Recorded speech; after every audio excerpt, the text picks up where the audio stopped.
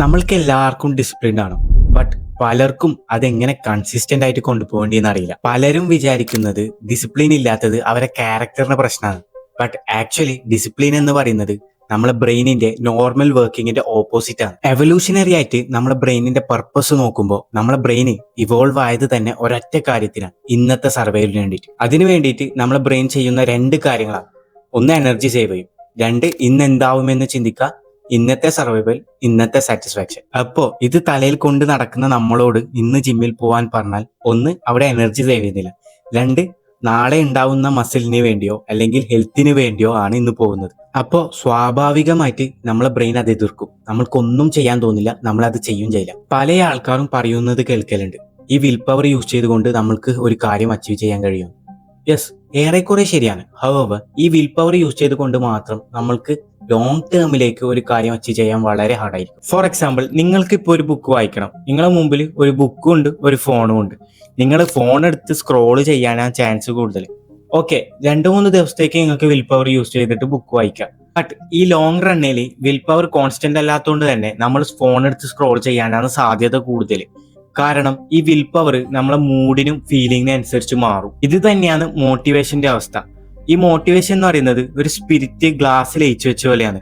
കാണുമ്പോൾ നല്ല പവർഫുൾ ആയിട്ട് തോന്നും, ബട്ട് മിനിറ്റുകൾക്കുള്ളിൽ അത് ആവിയായി പോകും. നമ്മുടെ മുന്നിൽ എപ്പോഴും ഒരു വാട്ടർ ബോട്ടിൽ ഉണ്ടെങ്കിൽ നമ്മൾ വെള്ളത്തിന്റെ ബെനിഫിറ്റ്സിനെ കുറിച്ച് 10 വീഡിയോസ് കണ്ടതിനേക്കാൾ വെള്ളം മുന്നിലുണ്ടെങ്കിൽ നമ്മൾ കുടിക്കും. കൂടാതെ ഫോണ് വേറെ റൂമിലും ബുക്ക് നമ്മുടെ മുന്നിലുണ്ടെങ്കിൽ നമ്മൾ ഒരു മിനിറ്റ് ചിന്തിക്കും ഏത് ചെയ്യണമെന്ന്. സോ ഈ ഫോഴ്സ്ഡ് ഡിസിപ്ലിൻ അല്ലാതെ നമ്മൾ ഗ്രാജുവലി എഫേർട്ട് കുറഞ്ഞ ഡിസിപ്ലിൻ കൊണ്ടുവരിക. ഈ എഫേർട്ട് കുറഞ്ഞ ഡിസിപ്ലിൻ കൊണ്ടുവരാൻ വേണ്ടിയിട്ട് ജെയിംസ് ക്ലിയർ അറ്റോമിക് ഹാബിറ്റിൽ പറയുന്നത് നമ്മൾ സ്മാർട്ടായിട്ട് നമ്മുടെ എൻവയോൺമെന്റ് ഡിസൈൻ ചെയ്യാനാണ്. ഈ എൻവയോൺമെന്റ് ഡിസൈൻ ചെയ്യാൻ വേണ്ടിയിട്ട് ജെയിംസ് ക്ലിയർ അറ്റോമിക് ഹാബിറ്റിൽ പറയുന്നത് 4 laws ഓഫ് ബിഹേവിയറൽ ചേഞ്ച് ആണ്. അതിലെ first one, make it obvious. Example ആയിട്ട് ബുക്ക് തന്നെ എടുക്കാം. എപ്പോഴും ബുക്ക് നമ്മൾക്ക് വിസിബിൾ ആയ സ്ഥലത്ത് വെക്കാം. ബുക്ക് അപ്സ്റ്റെയറിലുള്ള ഒരു റൂമിലും നിങ്ങൾ താഴെയാണ് ഉറങ്ങുന്നുണ്ടെങ്കിൽ നിങ്ങൾ ബുക്ക് വായിക്കാൻ വളരെ ചാൻസ് കുറവാണ്. So make it visible. Second one, make it attractive. ഇവിടെ നമുക്ക് ഹാബിറ്റ് സ്റ്റാക്കിംഗ് മെത്തേഡ് യൂസ് ചെയ്യാം. അതായത് നിങ്ങൾ ആസ്വദിച്ച് ചെയ്യുന്ന ഒരു കാര്യവും നിങ്ങൾ ചെയ്യാൻ ഉദ്ദേശിക്കുന്ന കാര്യവും കമ്പൈൻ ചെയ്യുക അല്ലെങ്കിൽ സ്റ്റാക്ക് ചെയ്യുക. ഫോർ എക്സാമ്പിൾ, നിങ്ങൾ എപ്പോഴും ടീ അല്ലെങ്കിൽ കോഫി കുടിക്കുന്ന ഒരാളാണെങ്കിൽ അതിൻ്റെ കൂടെ 1-2 പേജ് ബുക്കും കൂടി വായിക്കുക. Third one, make it easy. നിങ്ങൾ ചെയ്യാൻ പോകുന്ന കാര്യം എപ്പോഴും ഈസി ആയിട്ട് തുടങ്ങുക. നിങ്ങൾ ഫസ്റ്റ് തന്നെ 10 പേജ് ബുക്ക് വായിക്കാൻ നിന്നാൽ നിങ്ങളെ ബ്രെയിൻ അത് എതിർക്കും. കാരണം നേരത്തെ പറഞ്ഞ പോലെ അവിടെ കൂടുതൽ എനർജി നമ്മൾ ഇടണം. അതുപോലെ നാളെ ഉണ്ടാവാൻ പോകുന്ന നോളജിന് വേണ്ടിയാണ് ഇന്ന് നമ്മൾ ബുക്ക് വായിക്കുന്നത്. സോ നമ്മളെ മടിയനായ ബ്രെയിന് നമ്മൾ ബുക്ക് വായിക്കാണ്ടിരിക്കാൻ വേണ്ടിയിട്ട് കുറെ എക്സ്ക്യൂസ് കണ്ടെത്തും. നമ്മളൊരു ഹാബിറ്റ് ബിൽഡ് ചെയ്യണമെങ്കിൽ നമ്മൾ ഫസ്റ്റ് ആ ഹാബിറ്റ് സ്ഥിരമായി ചെയ്തിട്ട് നമ്മൾ ലൈഫിന്റെ ഒരു പാർട്ടാക്കണം. അതിനുശേഷം ഗ്രാജുവലി ഇംപ്രൂവ് ചെയ്ത് തുടങ്ങാം. ഫസ്റ്റ് എപ്പോഴും 1-2 പേജ് ബുക്ക് വായിച്ചു തുടങ്ങുക. അടുത്തത്, മേക്ക് ഇറ്റ് സാറ്റിസ്ഫൈങ്. നമ്മൾ വായിച്ച് ഫിനിഷ് ആക്കിയ ഒരു പേജ് നമ്പറോ അല്ലെങ്കിൽ നമ്മൾ ചെയ്ത ടാസ്കോ എവിടെയെങ്കിലും മാർക്ക് ചെയ്ത് വെക്കാം. അടുത്ത ദിവസം അത് കാണുമ്പോൾ നമ്മൾക്ക് എന്തോ പ്രോഗ്രസ് ചെയ്യുന്ന ഫീൽ ഉണ്ടാവും. അതായത് നമ്മൾക്ക് തന്നെ ഒരു റിവാർഡ് കൊടുക്കുക, ചെറിയ ഒരു ഹാബിറ്റ് കംപ്ലീറ്റ് ആക്കിയതിന് ശേഷം.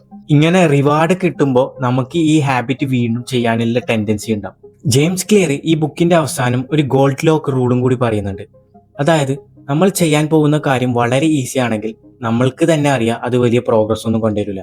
അത് വളരെ ഹാർഡാണെങ്കിൽ നമ്മൾ ചെയ്യാനുള്ള ചാൻസ് വളരെ കുറവാണ്. അപ്പോൾ ഈ രണ്ടിന്റെയും ഇടയിലുള്ള ഒരു സ്വീറ്റ് സ്പോട്ട് പിടിച്ചിട്ട് വേണം നമ്മൾ കാര്യങ്ങൾ ചെയ്യാൻ വേണ്ടിയിട്ട്. അതായത് ചെയ്യാൻ പോകുന്ന കാര്യം വളരെ ഈസി ആവാനും പറ്റൂല, വളരെ ഹാർഡ് ആവാനും പറ്റൂല.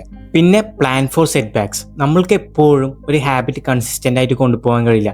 ഏതെങ്കിലും ഒരു പോയിന്റിൽ വെച്ചിട്ട് അത് ബ്രേക്ക് ആവും.